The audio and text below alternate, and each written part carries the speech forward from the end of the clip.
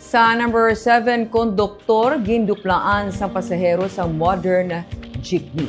Sa tion o kung sa tanan nga tion, maghatag sang respeto sa isig kapareho kaga palabaon ang pasensya. Ini ang panugyan ni Police Major Elmer Bonilla, ang Chief ng Traffic Enforcement Unit, angot sa nag-viral nga video kundiin may hindi pag-intindihanay sa tunga sang konduktor kag lalaki nga pasahero sang modernized jeepney.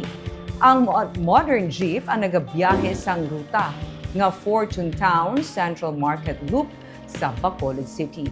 Base sa impormasyon, nagpungko ang pasahero sa priority seat nga para sa mga senior citizens, persons with disability kag nagabusong.